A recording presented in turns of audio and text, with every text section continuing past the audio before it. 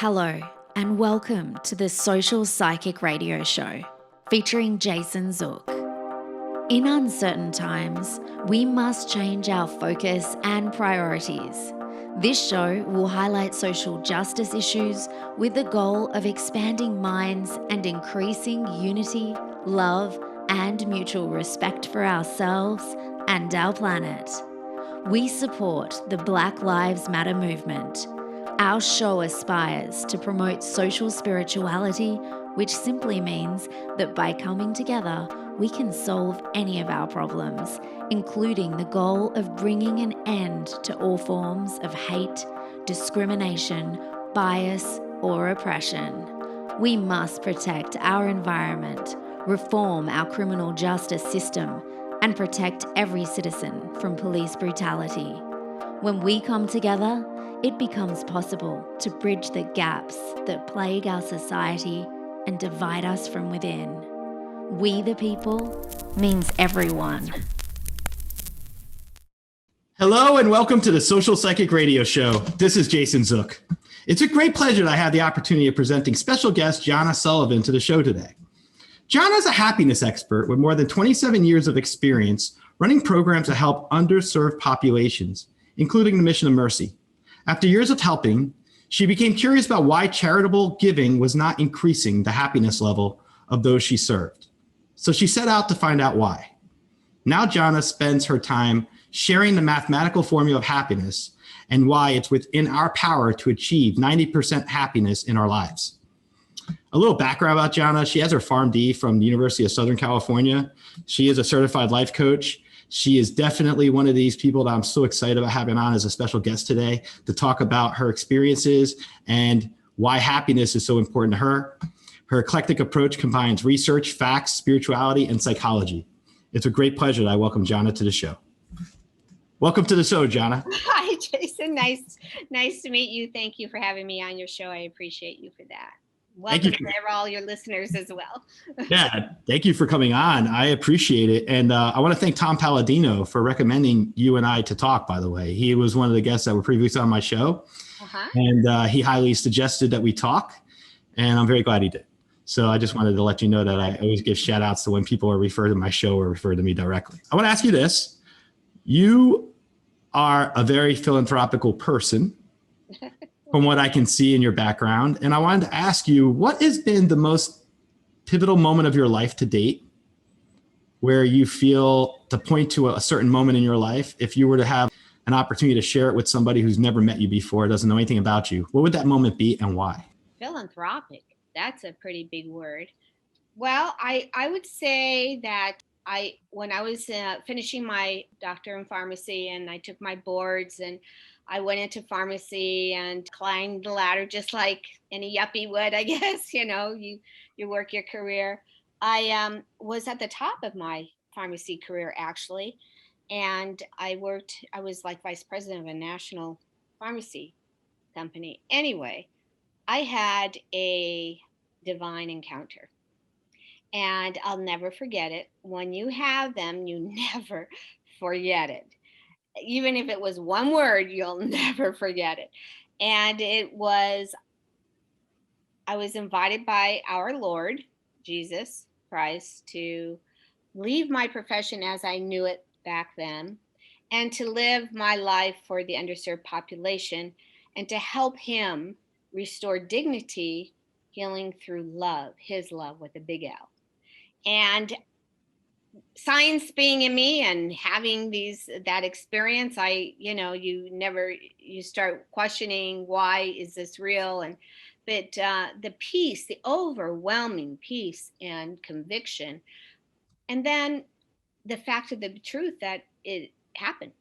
So I left my profession as I knew it, and medicine being my background, that's how I came up with the idea of a medical mobile clinic that provided free health care and free prescriptions, free dental care, free surgeries, free ancillary services, free everything for the underserved population.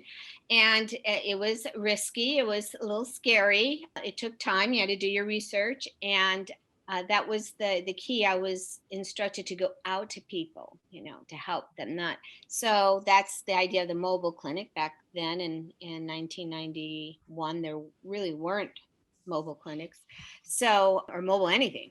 So anyway, I started. Had 6 volunteers. I took a risk for God. Went and purchased an RV. Had $2,000. 2 weeks later, a benefactor came and paid it off in cash. And we renovated it, and we started with 6 volunteers, started seeing patients, and now we are a national nonprofit. Congratulations.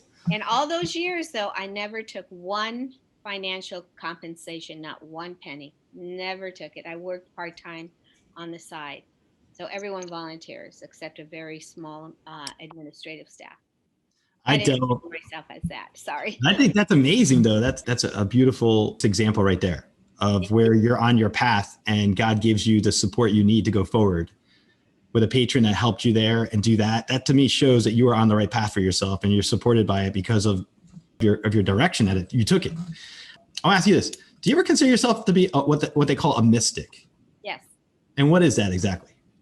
A mystic, I don't know the exact definition. I have to look it up, but it's someone who receives messages or prophets receive promptings, messages of the divine nature, mind being of the Blessed Mother and our Lord Jesus, or the child Jesus.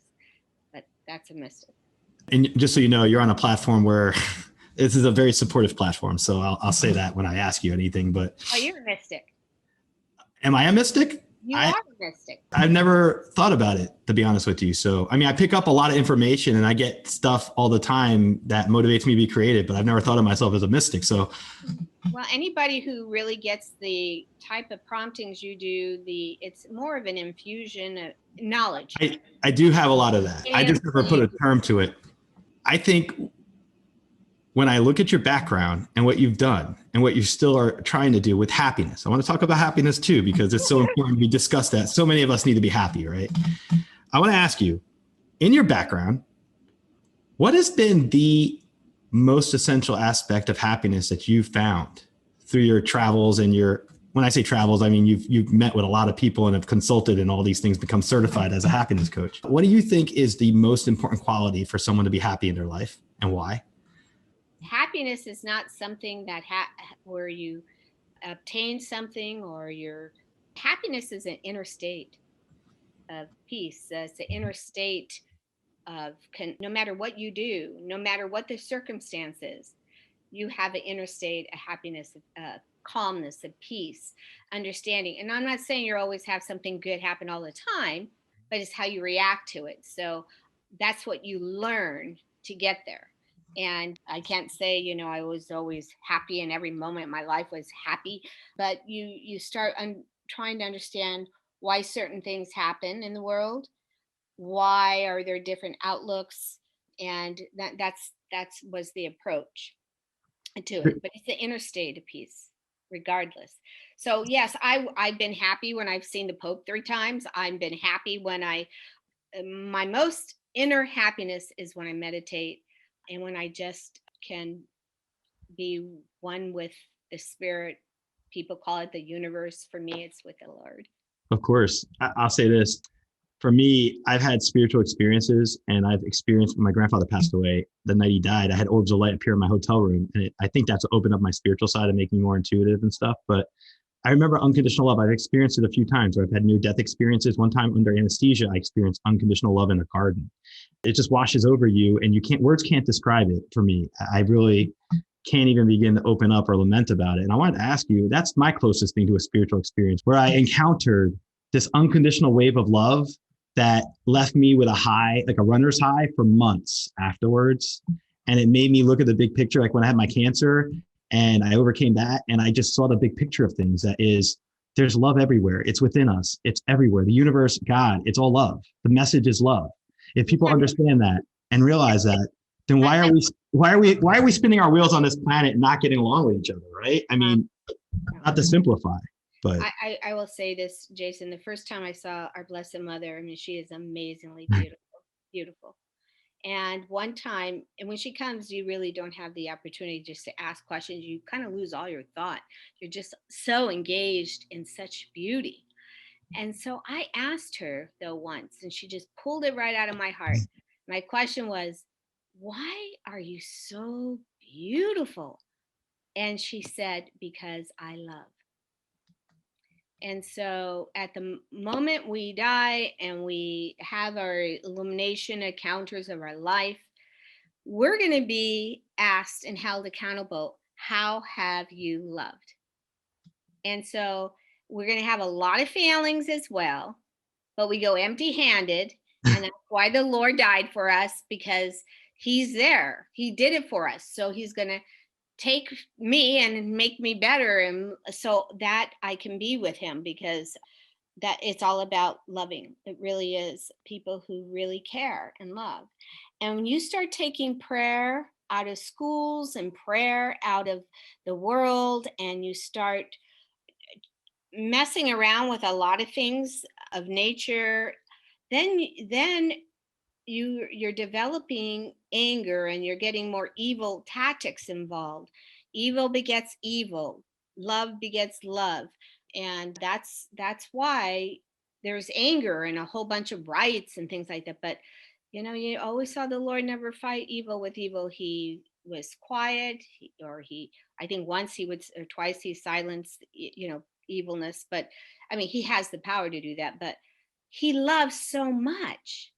And that's why the minions hate him, because he loves so much. He can only love.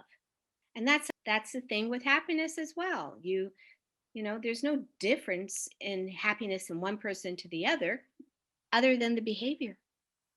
And mindset, right? How you look at it, the lenses you're looking at it through. When you look at happiness and you think about it, do you consider happiness to be a blessing spiritually, as a state of mind? I think joy is more of a blessing, but Okay. happiness is a great state of mind. But you could be happy and don't have joy either. But I think the two are interconnected, because you are able to discern what is good, what isn't, maybe when to speak, when not to speak, when to be more patient or understanding, or maybe a good listening ear. So all of that is involved. So yes, I would say happiness is a fantastic state of mind and being, and anyone can do it.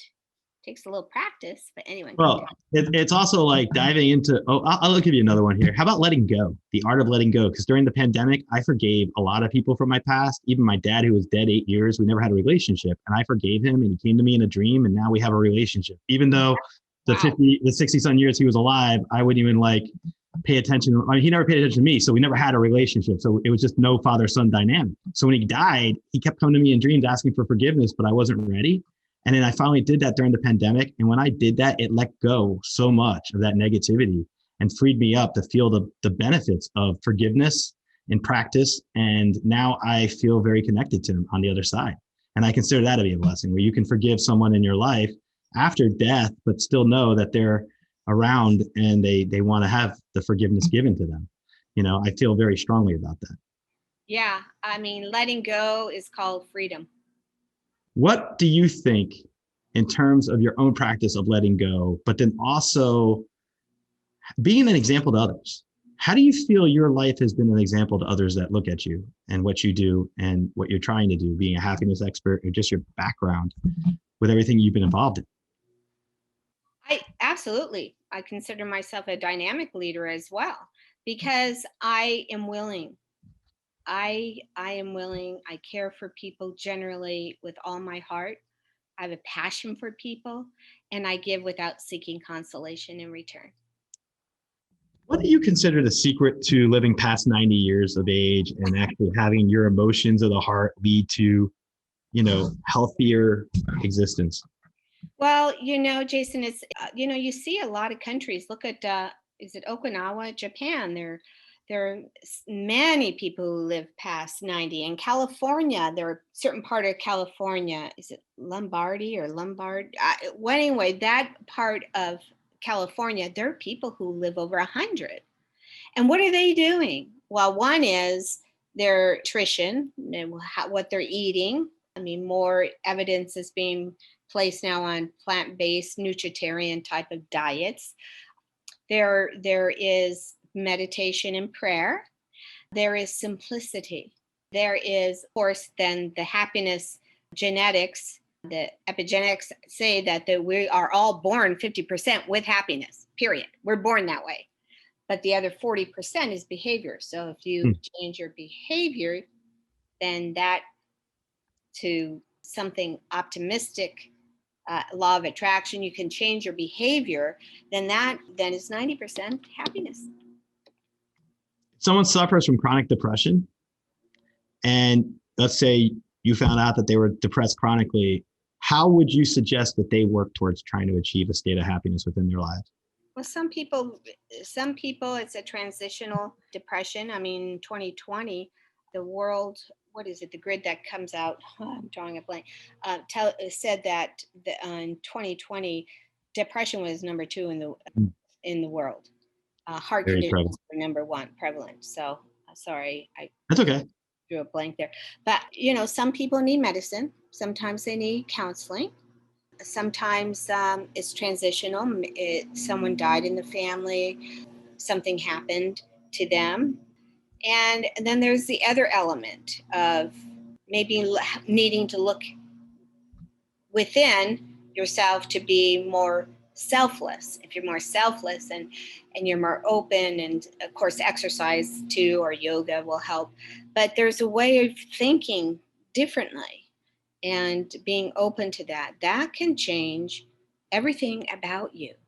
And you see, when you love and you're happy, people want what you have. So, and you become magnetic, right? You're also magnetic. I feel like you give off magnetism or charisma that people can't always put their finger on. How does that person have that certain thing that people look at and they're admiring about them? They're always smiling and they always seem upbeat. They're probably employing some level of happiness in increased levels in their lives, and they've probably been better balanced and adjusted. I would say if someone can employ various healing modalities, meditation, acupuncture, various spirituality, right? This is all about healing and feeling good and helping others feel good. That's how I see this. It boils down to those various principles. I mean, there's energy. That's our body, especially you think a chiropractic thing. If your body is in alignment, right, then we have stages. We know that there's energy around us. That's been proven. But it's what we do with that. And I mean, every day, I assign 5 Academy Awards when I go out every day. It might be a cardinal singing. It might be, a beautiful tree. It might be a dog or a cat, an animal. It might be, it's just, I assign 5 Academy Awards to thank God for the beauty in these creatures and people and God's design, right? We're all part of God's design. That's how I say it. We're all interconnected. Animals, humans, trees, the planet, the universe. It's all God's creation. I feel very strongly about that. And we have to respect each other like that. And if we did, our planet, like you said in one of your videos I watched, the one that we talked about before we got on the air, if we could all pray for just a few minutes, can you imagine how different the world would be? Amazing. Think about that. That resonates with me. When I heard that resonated with me because I believe strongly in meditation and prayer. And I feel like if everybody just took time out of their day and prayed more and meditated more, half the things that plague us in society, health issues, people being, confrontational, various things, I feel like a lot of it would be handled better. I really do. And I think we would hit a reset button on the planet, spiritually, emotionally, energetically. And I feel like love could be more commonplace. Respect, trust, dignity, service. That's my 2 cents. You bring that out of me talking about this stuff. See, you're happy. I want to. You're happy. You made me happy. It's Friday. We got a 3-day weekend up ahead of us. I want to ask you this. What do you consider the mathematical formula of happiness? I pretty much was giving you that formula. The 50%, that's genetics. The 40% is behavioral. And let's do, and then if the behavior changes, that's 90% right there. But let's do something fun just to show you. Okay? It's kind of fun. So put your hands like in prayer, right? Okay. Now cross your fingers. Which thumb is on top? Your left thumb or your right thumb? My left thumb. Okay. So scientists say that if your right thumb is on top, you are better thinkers, you're smarter. If your left thumb is on top, you're sexier. And if both thumbs are like that, can you see that? Yeah. Like straight out. Okay. And then you're wishing you were smarter and sexier of the above. But now try and just change your thumb over. It feels weird, doesn't it? Yeah. Okay. It does. That's just a simple thing of behavior change. Okay, that's kind of strange, right? The same if you cross your arms. Now, if you cross your arms, now don't be thinking if the right is over the left, which one it is. But if you cross your arms, that's the way, you feel comfortable at. Now try and cross it the other way. I'll tell you something. Coming from my background, we don't cross anything like that because that's closed off body language and that's not very opening and welcoming. So as a lawyer, as a person, I've always been open when I talk to people. I try to, almost like you're giving them a hug, Oh, so you're an attorney. I have to watch what I say then. No, I'm also an intuitive psychic medium and a podcaster. You can see the three. I like this role the best. I like being a lawyer, but I love being able to have great conversations with amazing, notable people like yourself. Yeah, thank you. No, I was just kidding. I mean, we're all called with different charisms, and what we do with them is what's important. Where do you see yourself in 5 years? Hopefully retired. You have a life work, though. You don't retire from life work. No. Right? No, you're right. I mean, my happiness is called Fast Track to Happiness, which is that's the website, fasttracktohappiness.com. And by the way, you get a 30-minute free consultation if you want to book it. It's not just being, things of happiness tools. There's, there's 7 pillars and 3 issues within each of those 7 pillars. So there's like 21 happiness habits that you can be trained on. But it's not only that, it's also the spiritual component. So if you go to the website, you'll see I've written stuff on mission agape, a mission of love. Anything that has to do with all of us joining together. We're a family, and there is a way that we can live together in peace. Right now, if we want to we don't have to worry about other countries destroying us. We're destroying ourselves by what we're doing. I mean, such a great country, and look at every level, people dying and riots, and oh my goodness. And I'm just constantly praying for peace in the world, peace in the understanding, peace, acceptance, equality. All those things are so vital, right? And that's another thing. I'll say this, not to interrupt you, but I just want to add this for a second. Racism. People who are racist, I think, are ridiculous because we're all made of spirit. We're all equal with spirit. These are our vehicles. Our bodies are like our avatars on this planet. And so when I look at people who are narrow-minded or judgmental or whatever you want to call it, and the others, they look at those people as they're outside. I'm like, we're all the same. We all have the same spirit inside that goes to the next place when we cross over. That's like judging people for the car they drive. You know what I mean? The narrowness of it. And I just pray that every day. I pray every day. And one of my first prayers every day is I pray for greater acceptance and equality in our world and greater understanding among everybody. And add peace in the soul. Peace in the soul, 100%. Very important. Yeah, very, very important. And you're right, Jason. When you wake up in the morning, your first thoughts or prayers should be praise, thanksgiving, think positive things. Not like, oh my goodness, I gotta do that again. We have the choice, and at first it doesn't feel comfortable, but I promise you, try the neurophysical chemicals and physiological chemicals in pathways in our brains set up that. So it's just like addictions. It takes 21 days, 30 days to change a habit. If you were to look back on your life to date, and I look at people's lives like a book, by the way, so I don't consider years, age, and you're looking at your book and you're seeing all the chapters of your book, what would be one thing that you haven't done yet that you want to still do, aside from retiring, eventually? I'd like to sail to the Bahamas. Okay. Very Not fair. a cruise. Not a cruise ship or anything, but I wouldn't mind sailing to the Bahamas. Like I Uh, said. I mean, that's a venture, right? I wouldn't, and swimming with the dolphins and all the sea creatures. I don't know if I want to swim with all the sea creatures, Sharks. a shark, some big fish comes plopping on top of the boat. That'd be fun. I bet that happens actually.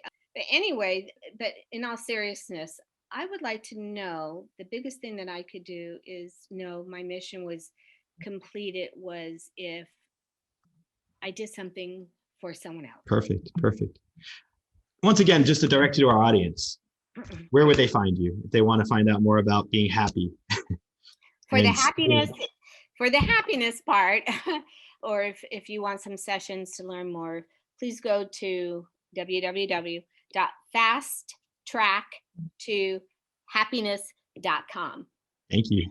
Are there any other sites you want to, anything you want to share with our audience, you're welcome to. You don't have to. I'm happy with fasttracktohappiness.com. I'm on Facebook as well. Yeah.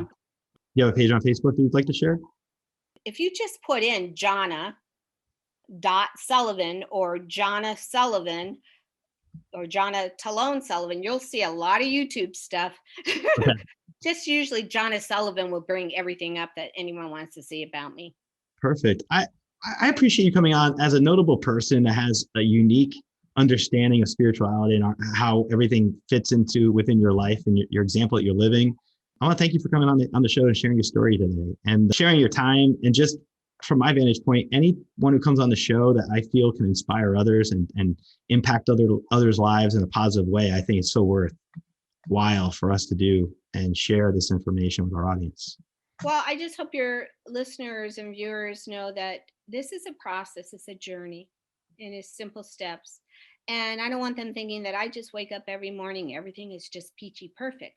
It's not. Your life goes on. And not everyone tells me, oh, you're just the greatest person. They're not a Jason that says, oh my gosh, I can see all that energy. You're so authentic.